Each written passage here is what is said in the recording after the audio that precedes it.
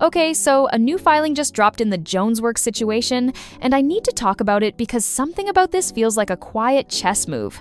Quick refresher since it's been a while. Stephanie Jones runs Jonesworks, the PR firm.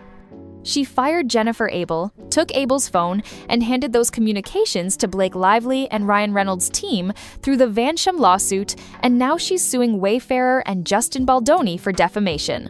That's pretty much the gist of it. Now here's what just happened.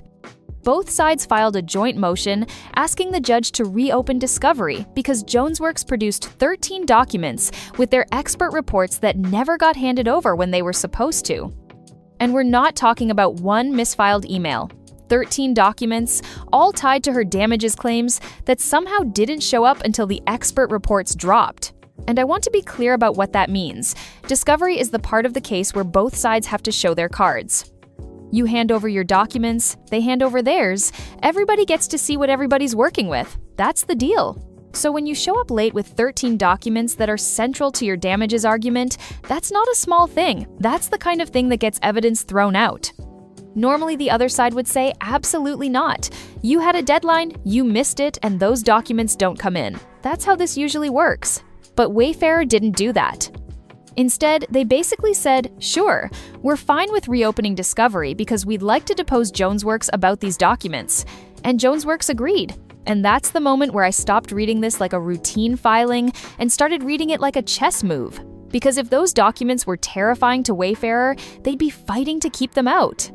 And if they were useless, they wouldn't bother reopening discovery just to ask questions about them. But here we are, both sides nodding along like this benefits everyone, which tells me this isn't really about the documents. It's about what happens when someone has to explain them out loud. Jonesworks obviously needs these documents in the record. You don't drop new material this late unless your damages case doesn't work without it. Her expert testimony probably falls apart if these 13 documents get excluded, so she needs them in. Badly. But Wayfarer's reaction is the interesting part. They didn't flinch. They didn't try to slam the door shut. They basically said, go ahead, bring them in. We'll ask questions. And that doesn't read like fear. That reads like confidence that the explanation is where things fall apart. Like they looked at those documents and thought, yeah, we're not scared of these, but we're very interested in watching you try to explain them under oath. And look, judges don't always exclude late evidence anyway. Sometimes they just let the other side take more discovery to level the playing field. So this joint motion is also both sides trying to look reasonable before trial. Nobody wants to be the party the judge thinks is playing games or hiding the ball.